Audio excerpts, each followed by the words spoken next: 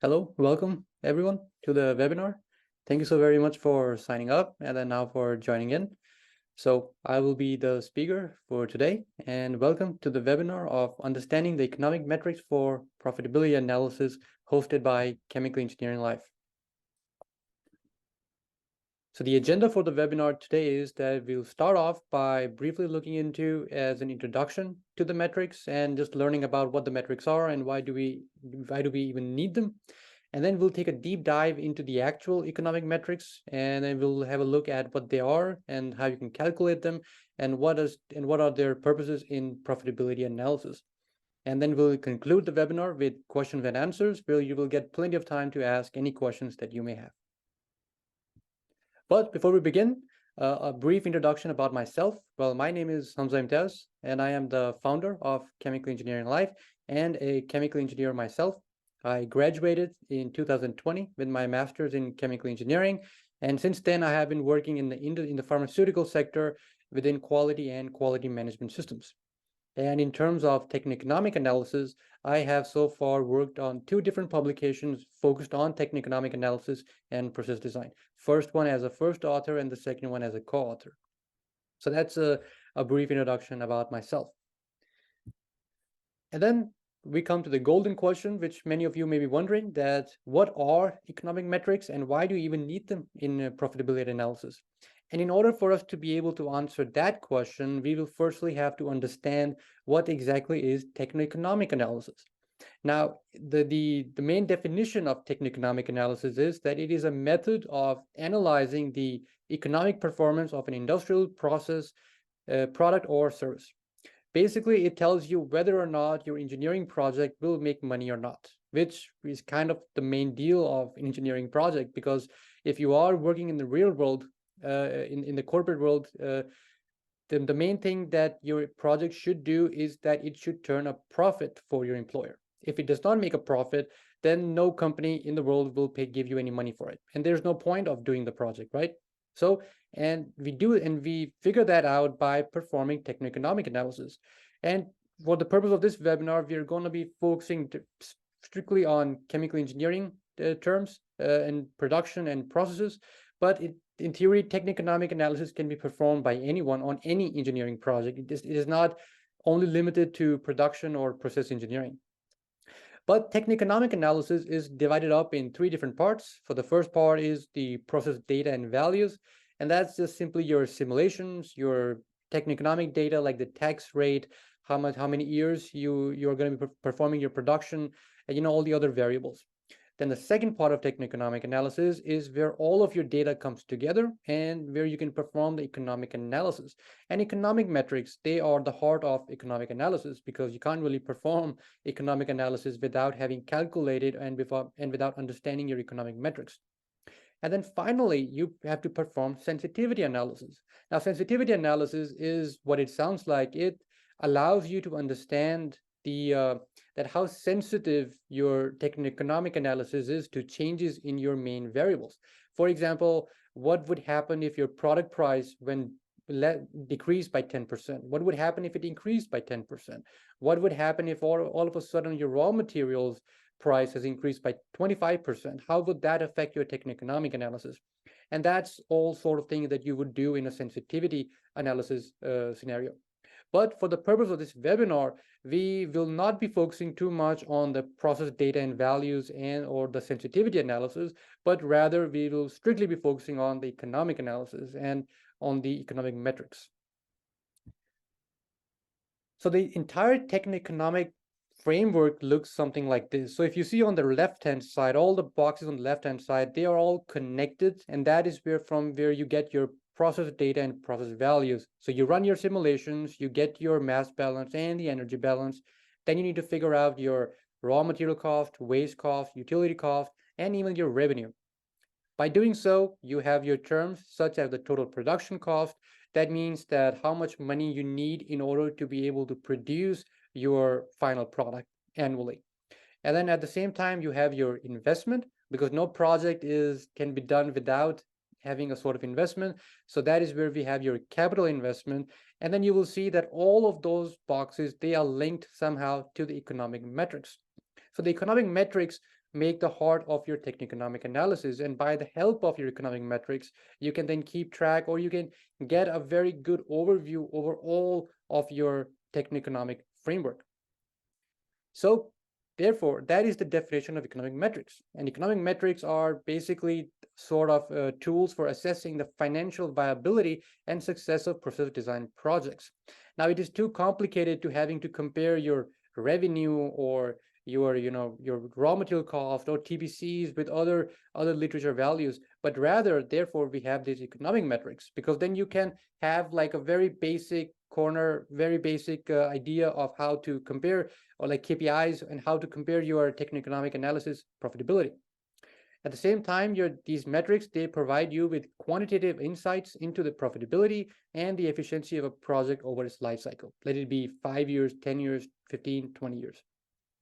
And like I said earlier, that these economic metrics are very, very important, because they are the ones that are capable of telling you whether or not your project is profitable or it's not profitable, which we'll come into a second about how they can do so. And therefore, like I said, you can't really sit around looking at each different process flows or your revenues or your TPCs, but rather you need to calculate your metrics, and then by the help of your economic metrics, you can then figure out that where are your loopholes, where are your weak links, where are your strong points for your techno-economic analysis, and how you can improve them to be more profitable.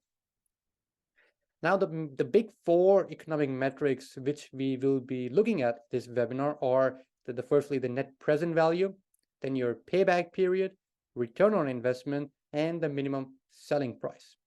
Now, the net present value, it more or less tells you about how your money changes value over time. So it tells you that how much you will be worth in 5 years time, in 10 years time, or how long you would like to pursue a project. Your payback period, it tells you how long will it take you to earn back the money that you have invested in your project. Then finally, you have your return on investment, and it tells you the percentage of how much money you have earned in terms of your investment. And the minimum selling price, which is the simplest of it all, and just like the name suggests, it tells you what should be the minimum selling price for your product in order for you to be in a profitable area. So these are the four metrics that we will be focusing on for this webinar. There are also quite a few other economic metrics that you can always use if you're running a project, but these four, they tend to be the most basic and one of the most important ones, because they are the ones that link your revenue with your investment and with your actual worth of the project. Without further ado, we'll take a deep dive into the individual metrics. For the very first metric that we're going to talk about, that is our minimum selling price. Now, the thing is that, just like the name suggests, the minimum selling price actually tells you the lowest price at which your product must be sold in order to cover all of your production cost and in order to give you a profit. And it's calculated by the formula that you see on the screen. So it's basically your total production cost divided by your total product flow. And please note that it covers all of your total production costs, which also includes taxes. So basically all of your expenses included, that is the cost that you need to be able to cover with your products. So let's take an example, for example. So as you see on the right, then let's say that your total product cost is $100, right? So that means that it took you $100 to be able to produce 10 kilograms of your final product. Hence, your minimum selling price will therefore be $100 divided by 10 kilo. That would mean that it is $10 per kilo. Now, what that means is, now there are two different definitions, and it depends how you look at it, because what it means is that it is going to cost you $10 to produce 1 kilogram of your product. On the other hand, if you look at it from another point of view, then that means that you need to be able to sell your product at $10 to be able to produce 1 kilogram of your product, right? That would mean that for every kilo, so that means that you need to be able to sell every kilo of your product for $10 to be able to cover your total TPC. Now, imagine a scenario that you are selling your product less than $10. That means that you will not be able to afford your total production cost, meaning that you will not be in a profit, but rather you will be in a loss. If you can't pay off your raw materials, then there isn't really much to do for your production, right? On the other hand, you would really want to have your product selling more than $10 per kilo. And the way you do it is that once you have this value, right? Let's say you are working with a production of biodiesel, right? And then you calculate that you need to be able to sell your product for $10 per kilo. Then what you do is then you go back 6 months or you go back 1 year, and then you look at how the biodiesel price has changed in the past 1 year. Has it always been more than $10 per kilo? Has it ever been less than $10 a kilo? Is there a risk that in the next 5 years, in the next 10 years, the price will go less than $10?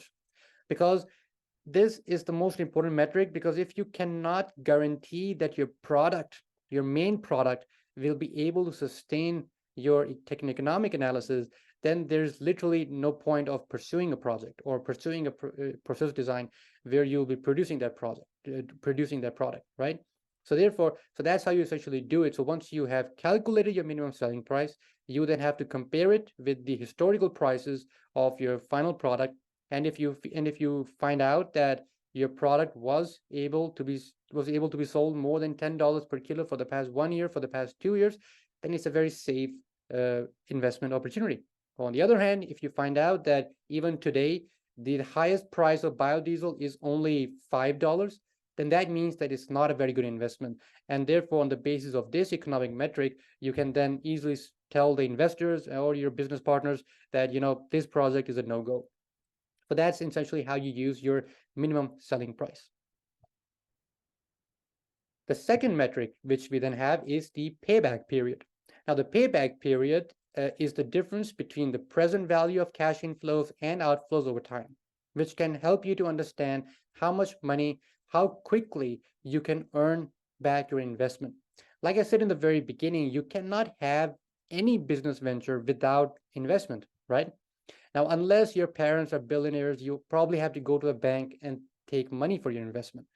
So let's say that you took $100 for investment in your bank. You took an investment of $100 from a bank and you put that in your project. Then your forecast is that you will be earning $50 per annum, right? So you took an investment of $100 and you're earning $50 per year. And what you do is then you can calculate your PP as 100, your investment, divided by your annual income. So that's 50, right? So that would give you 2 years. So that means that the loan that you're taking from the bank in order for you to invest in your project, that will be covered in 2 years. The problem is that you will never be able to make an actual profit unless you pay off the investments that you have taken, right? So that means that for a project of this size, for the first 2 years, you will be paying back your loan. And after 2 years, that's when you'll start earning all the money in your own pocket. And that's what the payback period tells you about your business venture. Now, the payback period should be as low as possible, primarily because the longer it is, the more that means that you'll have to pay more interest on it. That means that you will be losing a great deal of your revenue or your profit paying back your investment. So therefore, you need to have a PP that is as small as possible, and it should be covered as fast as possible. Because the one drawback of the payback period is, which you can see on the formula here as well, that it is a relatively very simple formula, but it does not take into account the time value of money, right? Because when you're looking at a payback period and you're saying that you'll be making $50 per year, and then in 2 years' time, you'll pay back the money that you have loaned, right? But it doesn't really take into account the time value of money, because with time, your money will lose its value. $50 will not be worth as much in 2 years' time as it is today, and which we'll look into again in the next metric. But so therefore, the payback period is essentially simply only tells you how much money you can make in how quickly you can earn back your money which you have taken in the form of your investment. Then the third economic metric that we are going to be looking at is the return on investment. Now, the return on investment is somewhat very similar to your payback period, but but instead of telling you how quickly you will earn back your money, it tells you how much of a profit have you earned in respect to your investment. So let's say that you have your ROI, that you have invested $500 in your project. So that's the very first capital investment that you took, and you invested that in your project, so that's fine. After 5 years, you are now worth $1,000. So that means that you took a $500 investment, and after 5 years, you now have earned $1,000. So that means that you have made the revenue, you have earned back the money, and then you have $1,000 lying in your pocket. Then your ROI will of course be 1,000, which was your actual the money that you have in your hand, minus 500, because you need to pay back your investment, and then divided by the number of years that you have performed your project. So it will be 1,000 minus 500 divided by 5. So that means that gives you 100%. That means that in 5 years of time, you have doubled your initial investment, which is that means that you have doubled your investment by 100%, which would mean that it's a very good investment. Now, for the ROI should always be positive. Of course, it's mostly common sense that you cannot have any economic metric, or especially your return on investment, which is negative, because if it is negative, then it would actually mean that you will never be making any money, but rather you will be spending all of that money onto your own you will throwing all the money into the production without earning anything back. So therefore, your ROI should always be positive, and the bigger the better. The more your ROI, the better the investment opportunity. But there are two different ways of calculating the ROI, and then which we'll look right here. So in the first scenario, we were looking at the money that you invested and the total amount of money which you now have after 5 years, right? So after 5 years, you are now worth $1,000, minus that from your initial investment, divide that by the number of years, and then you get your ROI. But that's only if you're given the total amount of money or your worth after 5 years. That's how you can calculate your ROI. On the other hand, in another scenario, let's say that you invested 500 into your project, but you have been told that after 5 years, you have earned a profit of $5,000, right? I mean, it's mostly the same, but the wording is very different now. And you really have to realize that being worth $1,000, that includes everything. So that means that you will have to remember to subtract your investment. On the other hand, when you are using the word profit, then the formula changes slightly a bit, because then you have to calculate it by saying that how much money did you earn per year. That would be 5,000. That was your profit, divided by 5. So that means that you made $1,000 profit every year. Then you divide that by your total investment. So, and I'll rephrase that. So if you have the profit of 5,000 after 5 years, you divide that by 5, so you get $1,000 profit every year per annum.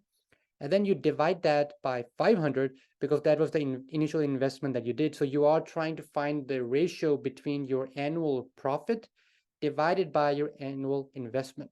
So that means that every year, almost, you were making a profit of you had an ROI of 200%. And I have to add that it is per annum. ROI is always calculated per annum. It's not calculated in terms of total 5 years. So in that way, that means that in every year you were doubling up your profit. So in 5 years' time, you actually made almost 1,000% profit. So, and like I said earlier, the ROI, the bigger the ROI, the better it will always be. Then the final economic metric that we are going to look at is the net present value. Now, the net present value tells you the difference between the present value of the cash inflows and outflows over time. And because, for example, if I was to ask you a question, and you might have to wonder about it, that if I was to tell you that I'm going to give you $100, and if you had a choice of taking the money now or taking the money in 5 years' time, which one would you choose? Right? So let's say that I was to give you $100, and then if you take it now, that money would allow you to buy a lot more stuff as compared to what you will be able to buy in 5 years' time. Because like how your grandparents always tell a story about how they could buy so much food and so many drinks and so many other things with $1 when they were kids, but now you can't even buy a chocolate with a dollar. That's because time with time money loses its value. Every year due to inflation, the amount of money that you have today will not have as much of a purchasing power in 5 years' time. If you are able to buy a house with the 100,000 today, that house will be worth a lot more in 5 years' time, and you will not be able to buy the same house for 100,000 in 5 years, right? That's something that we all know. And that's because of inflation. And then therefore, when you are trying to calculate these economic metrics, and I might add that when you are trying to calculate these economic metrics, you're not actually calculating the actual values, but it's a forecast, right? Because you are calculating how much money you will make in the next 10 years, in the next 15 years. So therefore, it's all theoretical. And with time, you will lose value. Your money will lose value. So let's say that you invest $100 into your project, and you have a project that is running for 3 years. Now, if it's running for 3 years, that means that you make a profit in the first year, the amount of money that you make in the second year, and the money that you make in your third year, which you see on the screen right here. And then let's say you select the rate of return to be 11%. The rate of return tells you is like, for example, let's say if you take a loan from the bank, that the interest that you end up paying on it, that could also be the rate of return. But technically, the rate of return is defined as an expectation of how much money you will earn back from your investment. The more if you are, for example, producing a factory that is about to produce methane, it's a very common product with a very strong market and a very high demand. The rate of return will be very low. You can select it to be between 4 and 8%.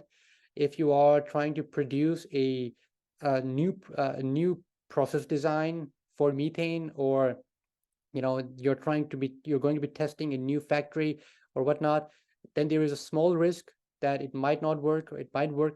Then you select, but there's still a very low risk that it might not work because you have a very strong market.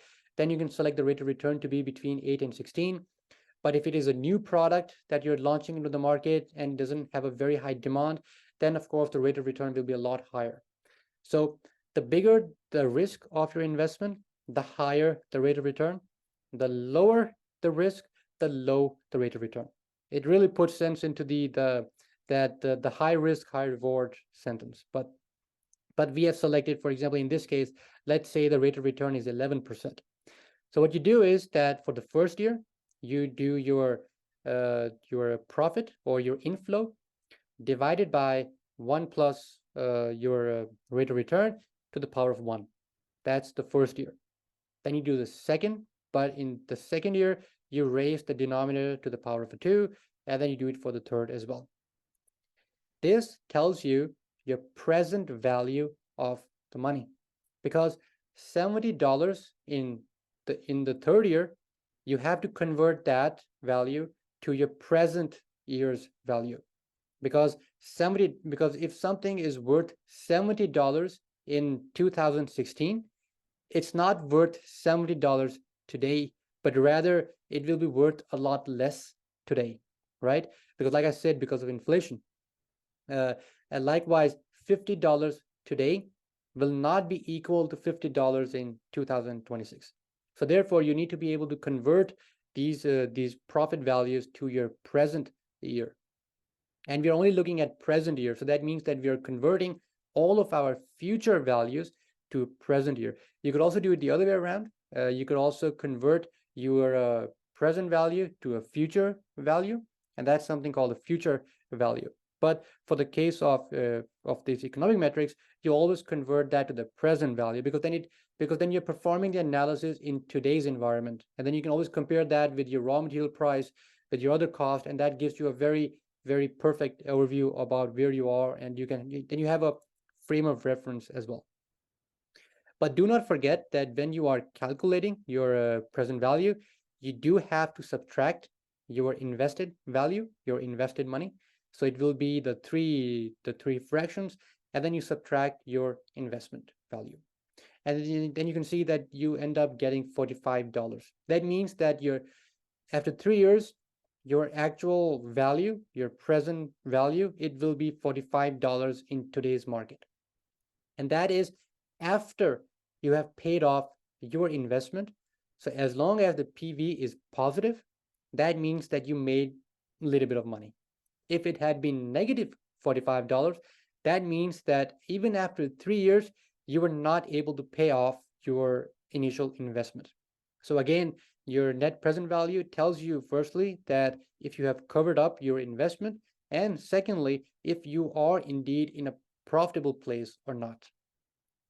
And again, if you only have 1 year that you're running your project, then the formula is relatively very simple. Then you just use one denominator and then subtract the investment. But if you have 10 years or 15 years, then you have to use the formula as shown on the left. You always have to remember that in the numerator, it is your cash flow. And what I mean by cash flow is that it's your income. So it's after everything, it is after you have paid off all of your expenses. So it's not your actual money that's coming in your pocket, right? Because you have your revenue, then you need to subtract your TPC, you need to pay off depreciation, or you need to pay off your income tax, and then you need to pay off any other expense that there might be. Once you have done that, that is the value which you then use for your net present value, because that's the actual money that you have in hand, which you can then pay off your investment. And then you divide that by R, which is your rate of return, and then you raise it to the power of n. And the n is, of course, the number of years.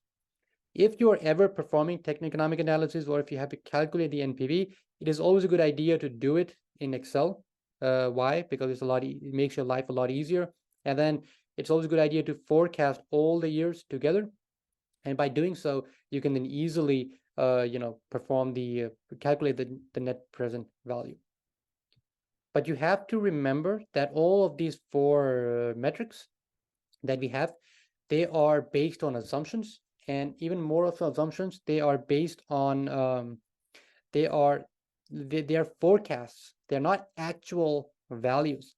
They're not going to tell you about they're not based on actual values in a way that you're only forecasting how much money you will be making in 5 years' time, how much money you will be making in 10 years' time.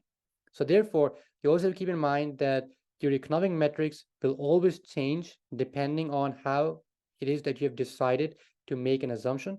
They will always change depending on what other, if you use a different value, if you use a different product, if you use a different income tax rate, if you use a different raw material price from literature, it will directly change your economic metrics.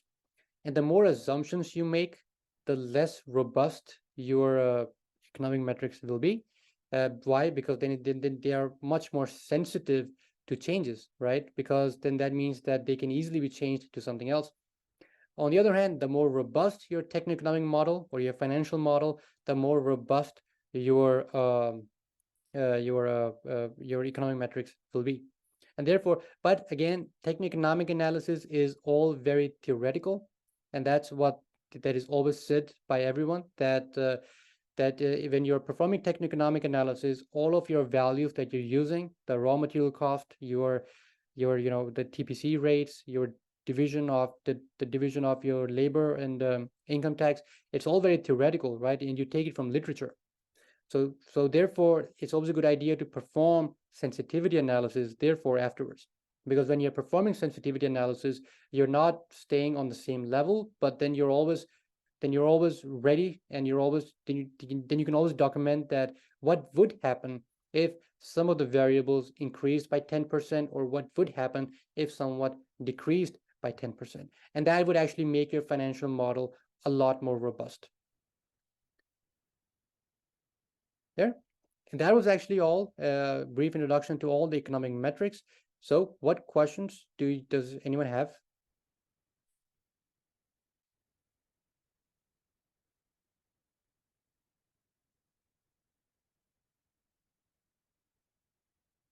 let me just open up. You can just write them in the chat, or you can just unmute yourself, or if anyone has any question. And if you have guys have any question afterwards, you can feel free to just send us a message on Chemical Engineering Life, or you can just reach out to me directly if you have any other question, if it comes in your mind regarding the economic metrics. Then we move on. And on the other hand, if you would like to learn more about these economic metrics, because I know the economic metrics, we touched it very briefly, and it's a very overview introduction to what they are and what they can be used for. But if you would like to learn even more, then we actually have in-depth online course on the Techno-Economic Analysis at Chemical Engineering Life, which you can have a look at. And we will be hosting 2 sessions. It's a 3-day course where we go through everything from the start till the end regarding the Techno-Economic Analysis, how you can calculate these past values, looking at the process simulation, and then figuring out the raw material cost and the labor division and setting all that up in Excel, and then having a much more robust intro and calculations of these economic metrics, and then also performing sensitivity analysis. So we do that over 3 evenings, and you're more than welcome to check out our website and check out the course if you are interested. And if you actually need help in performing Techno-Economic Analysis for either commercial or educational purposes, then even then you can get in touch with the team of Chemical Engineering Life, because we have partnered with some external consultants who are currently working with Techno-Economic Analysis, and we will be more than happy to connect you with them so that they can help you with any question or any query that any of you may ever have. Right, then I don't have anything else to add. And thank you so very much to all of you for signing up, and then also for showing up today for the webinar. It truly means a lot. And like I said, if you guys have any questions that you may have about the economic metrics or any other about Techno-Economic Analysis, then you can feel free to always reach out to us on Chemical Engineering Life, or you can reach out to me directly. Great. Then I really hope that the webinar was helpful in getting you a very basic understanding of what economic metrics are and what they can do for a process design profitability analysis. Great, then with that, I thank you all once again for joining in, and I hope you all have a lovely weekend, and thank you.